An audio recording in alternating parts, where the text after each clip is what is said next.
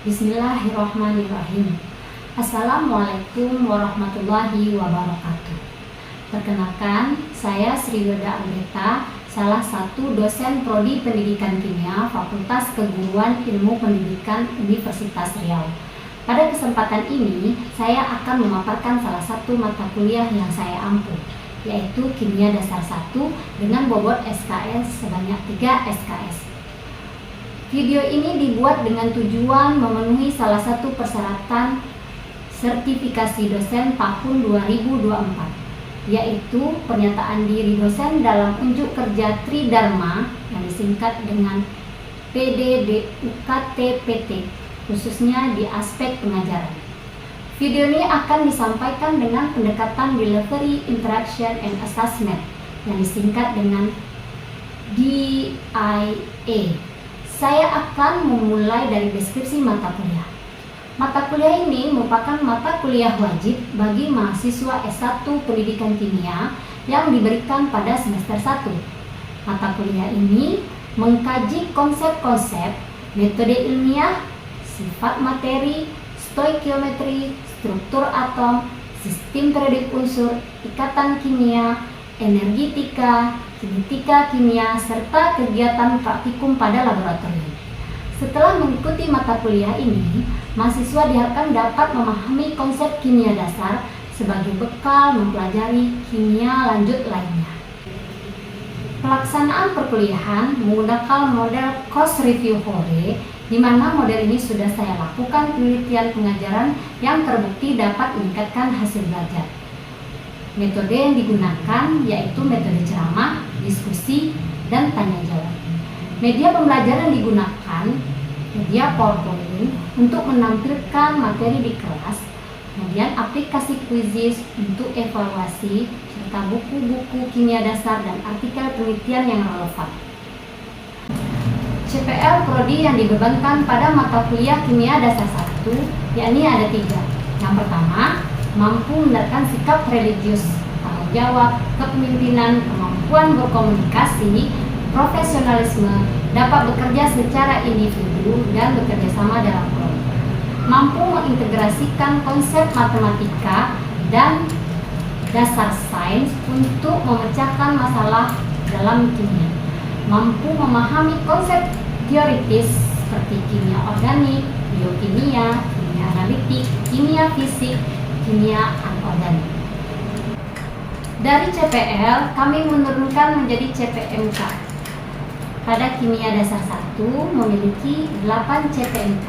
Yang pertama, memahami ilmu kimia, metode ilmiah, materi dan perubahan materi, serta pemisahan campuran.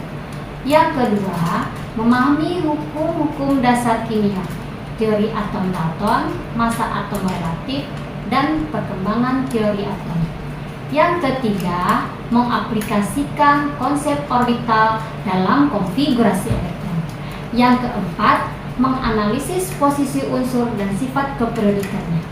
Yang kelima, menganalisis pembentukan ikatan ion, kovalen, interaksi antar molekul, dan tata nama senyawa. Yang keenam, mengaplikasikan konsep mol dalam rumus kimia dan stoikiometri.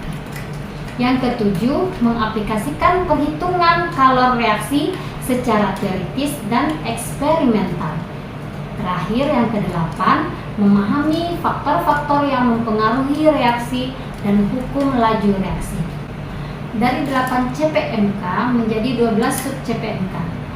Materi pada video pembelajaran kali ini yaitu sistem periodik dengan tujuan pembelajaran sebagai berikut: menjelaskan arti periode dan golongan, menentukan letak suatu unsur dalam sistem periodik, menyebutkan sifat penting unsur-unsur golongan utama dan transisi, menjelaskan sifat keperiodikan unsur, jari-jari atom dalam sistem periodik, energi ionisasi, afinitas elektron, keelektronegatifan atom dalam sistem periodik. Selanjutnya, dalam penilaian hasil belajar mahasiswa melalui tugas, kuis, UTS, dan UAS dengan bobot tugas sebanyak 30%, kuis sebanyak 30%, ujian tengah semester sebanyak 20%, ujian akhir semester sebanyak 20%. Demikianlah penjelasan dari saya berkenaan dengan aspek pengajaran menggunakan pendekatan DIE. Selanjutnya, saya akan menunjukkan video pembelajaran saya yang lakukan secara luring. Selamat menyaksikan. Assalamualaikum warahmatullahi wabarakatuh. Assalamualaikum warahmatullahi wabarakatuh. Waalaikumsalam warahmatullahi wabarakatuh. Selamat pagi menjelang siang. Pagi, Bu. Masih semangat? Semangat. Harusnya semangat terus ya. Baik, kita pertemuan kali ini melanjutkan materi dari minggu lalu tentang struktur atom, dan kemarin juga kita sudah masuk ke sistem periodik, perkembangan sistem periodik. Tentunya Ibu harus bertanya dulu materi yang minggu lalu kalian masih ingat atau masih berkuasai atau tidak. Ya. Minggu kemarin kita sudah belajar tentang struktur atom mengenai 4 bilangan kuantum. Ya. Kalau tidak menguasai 4 bilangan kuantum, maka hari ini kita tidak bisa mempelajari materinya. Kira-kira siapa yang masih ingat 4 bilangan kuantum itu apa saja? Iya. Siapa namanya? Widya, Bu. Widya, silakan Widya. 4 bilangan kuantum itu yang pertama ada kuantum utama. Kuantum utama itu untuk menunjukkan nomor kulit. Selanjutnya ada bilangan kuantum azimut. Nah, bilangan kuantum azimut ini untuk menunjukkan jenis kulit.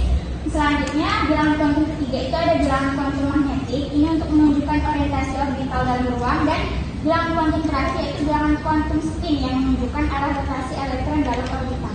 Oke, yang lainnya? Paham? Masih ingat? Harus dikuasai ya. Kemudian perkembangan sistem periodik. Jadi sistem periodik itu juga ada sistem perkembangannya, tidak langsung tiba-tiba sistem periodik modern ya.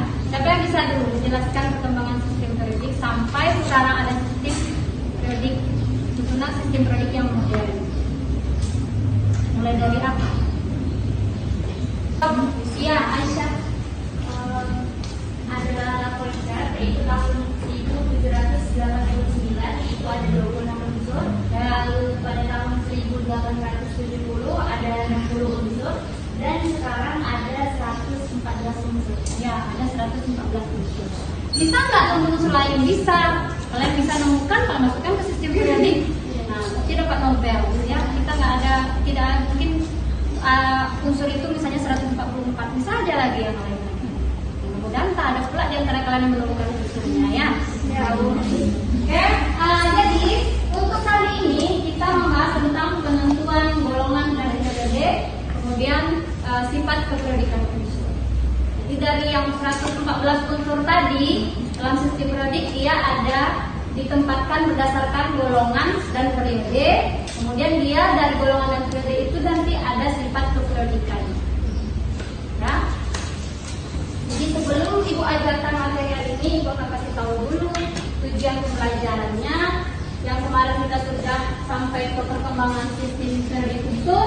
Hari ini tentang penentuan periode dan golongan. Kalian harus bisa menjelaskan bagaimana periode dan golongan nanti dari suatu unsur dalam sistem periodik. Kemudian menentukan letak suatu unsur dalam sistem periodik. Menyebutkan sifat penting unsur-unsur golongan utama dan transisi. Sementara untuk sifat-sifat keperiodikan unsur itu ada 4 yang harus kalian ketahui nanti. Yang pertama bisa menjelaskan sifat dari atom dalam sistem periodik, kemudian menjelaskan sifat energi ionisasi atom dalam sistem periodik, kemudian menjelaskan sifat afinitas elektron dalam sistem periodik, terakhir menjelaskan sifat keelektronegatifan. Jadi nanti dari 4 tadi itu kalian bisa menentukan titik. Ya. Jadi sebelum Ibu masuk ke materi, Ibu akan lihat dulu pemahaman kalian, karena sebelum perkuliahan Ibu sudah kasih materinya ya melalui Google Classroom. Berarti kalian sudah pelajari dulu, kalian harus tahu sebagai dasar pengetahuan awalnya sampai di mana, sehingga nanti pada akhir perkuliahan apakah bermanfaat yang Ibu berikan penjelasan tambahan di saat ya, Bu kasih untuk Bu tulisnya nanti.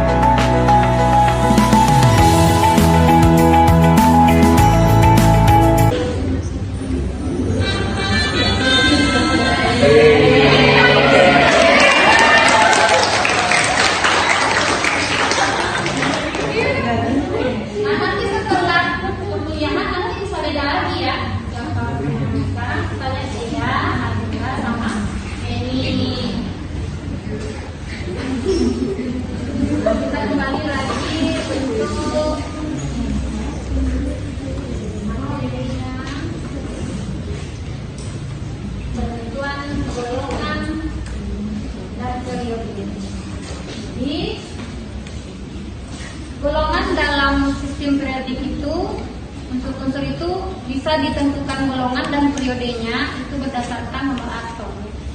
Kemarin kalian sudah mempelajari nomor atom, kemudian ada dari nomor atom kita bisa menentukan jumlah elektron sehingga terbentuk konfigurasi elektron. Dalam sistem periodik ada 4 golongan. Golongan apa saja? Golongan utama,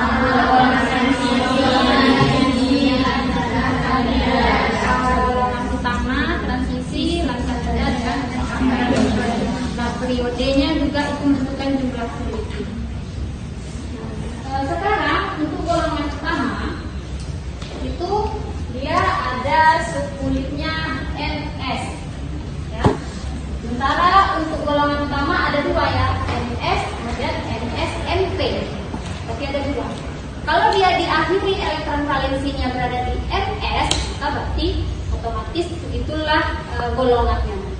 Tapi kalau NsNp, golongan utama, yang pertama N ini kulitnya, kemudian ada bolanya NsNp. Kalau ini berarti ada S dengan P, elektronnya ada di S dan ada di P. Maka golongannya ini anggaplah ini X, ini Y, jumlah elektronnya X tambah Y. Ini yang menentukan sebagai golongannya, menentukan golongannya.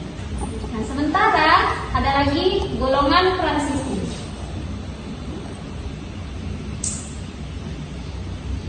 Ya, polanya Ns N kurang 1 D. Nah, ini juga kita buatkan untuk jumlah elektron untuk S-nya X, kemudian ini Y. Maka golongannya nanti X tambah Y. Kalau misalnya dia X tambah Y-nya hasilnya berarti ini 2 ya. Ini pasti maksimalnya 2. Ini maksimalnya 10. Nah, jadi kalau seandainya dia artinya paling apa? Golongan 3B, berarti X tambah Y-nya ini misalnya 2 tambah 1 menjadi 3B. Nah, sampai seterusnya golongan 8B. Nah, ada 1B dengan 2B. Nah, sifat periodikan itu sebenarnya secara garis besar ada 4, tapi nanti dari tadi bisa menentukan sifat logam dengan titik L dan titik I. Ya. Yang pertama, jarak dari inti kulit, jarak dari inti hingga dari ini keluar dari jari atom. Jari-jari atom itu jarak dari inti atom hingga kulit terluar. Misalkan dia dalam, kalian biasanya waktu SMA kan hafalan aja, satu periode, satu golongan dari kiri kanan kan kayak gitu kan. Sekarang kita harus tahu konsepnya. Bagaimana sih sebenarnya jari-jari atom ini dalam sistem periodik? Nah, kalau kalian kuasai jari-jari atom, jadi 4 sifat dari unsur dalam sistem periodik itu pasti kalian kuasai. Yang penting kuncinya kuasai dulu satu jari-jari, kesifatnya jari-jari atomnya dulu. Nah, kalau misalnya dalam satu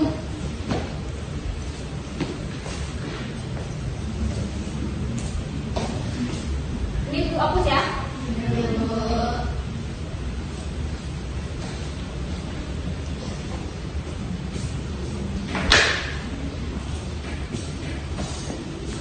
Nah, misalnya dia dalam satu golongan. Kalau satu golongan dalam sistem periodik dia kayak gimana? Satu golongan dalam sistem periodik gimana? Vertikal atau horizontal? Horizontal. Satu golongan. Satu golongan.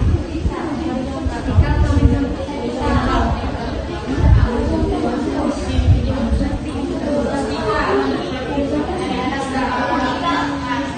Vertikal. Jadi dia gini, misalnya periode kan menentukan jumlah kulit. Misalnya di sistem periodik. Nah, ini kan ada di sistem periodik. Ini satu golongan nggak? Ya.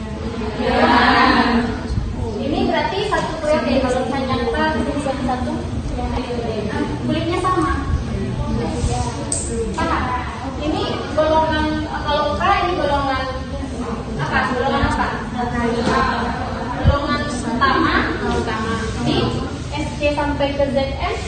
Nanti dia sama periode berapa ini? Kita nggak tahu ya yang satu golongan yang satu periode. Sekarang jari-jari atom itu jarak inti ke kulit terluar. Kulit terluar itu berarti kulit yang terisi elektron. Ya. Nah, dari jari atom, misalnya ini ada berapa kulit? 1, 2 kulit di periode kedua. Ini ada 1, 2, 3 periode 3. Nah, ini misalnya aku bikinkan 1 elektron, berarti kan? Berarti dia golongan 1. Elektron terakhirnya ada 1. Ini golongan 1. Ini golongan 1 periode kedua. Ini golongan 1 periode ketiga. Berarti dia 1 golongan beda periode. Nah, sistem periodik sifatnya untuk jari-jari atom dari inti ke elektron. Menurut kalian mana yang besar? Yang dikodekan di sini A atau B? Yang B. Yang siapa tadi yang jawab? Ya. Yang B, Bu. Yang B. Ya. Kenapa? Karena dia kulitnya lebih banyak. Karena Dia kulitnya lebih banyak. kulitnya lebih banyak. Jarak dari inti ke kulit terluar berarti yang B, karena dia ada 3 kulitnya. Ya. Bu, berarti kalau elektron negatifan itu sejalan ya Bu sama energi ionisasi kayak kalau Iya, yang iya. ini. Iya. Nah, paham ya? Nah, sekarang silakan duduk di kelompoknya masing-masing. Nah, sudah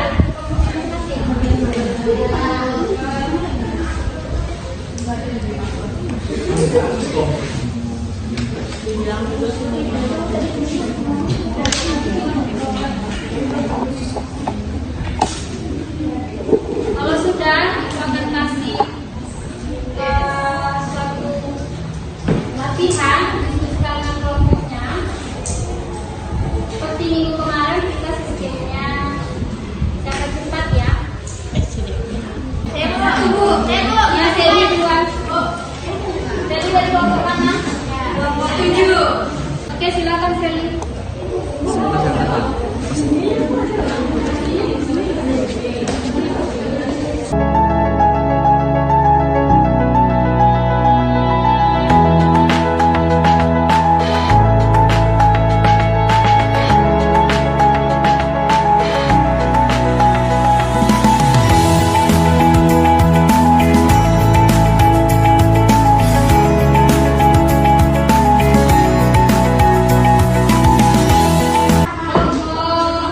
Berapa tadi yang apa?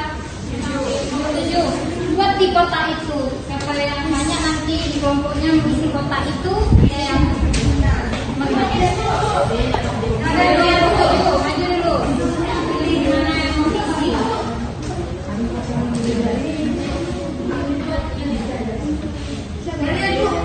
Iyalah sambil ngisi itu sambil sebutkan ya. Harusnya sebelas kawannya tampil tadi. Kelompok 7.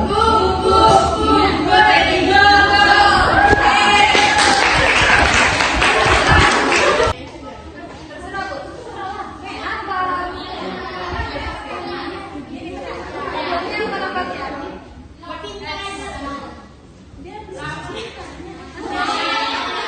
Nah, soal selanjutnya.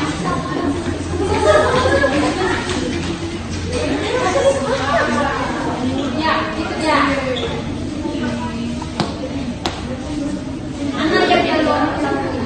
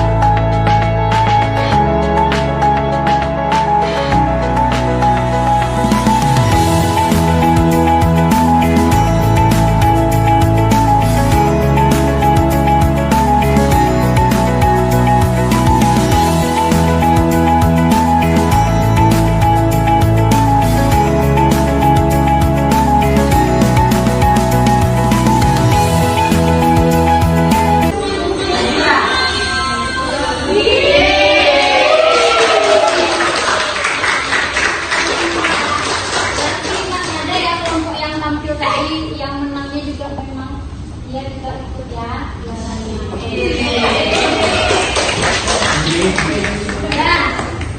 Ibu rasa perkuliahan kita cukup sampai di sini. Sebelumnya Ibu ingin melihat dulu apa sih kira-kira yang kalian bisa dapatkan dari perkuliahan hari ini. Materinya apa tadi, penentuan periode. Ya, ingat apa golongan yang ada dalam sistem periode.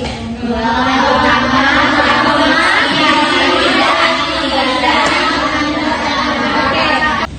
Kemudian tadi juga kita bahas sifat keperiodikan, ya, yang secara garis besar ada 4 yang dijelaskan. Siapa yang masih ingat?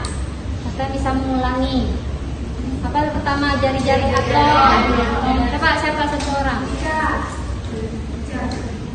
Satu orang.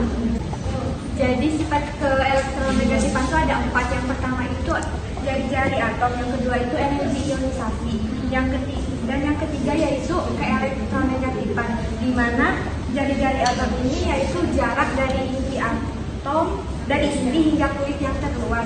Kemudian energi ionisasi yaitu energi yang diperlukan untuk melepas elektron pada kulit terluar, dan yang terakhir yaitu keelektronegatifan, di mana keelektronegatifan adalah kemampuan atom untuk menarik elektron. Ada lagi? Berarti yang lainnya bisa paham ya?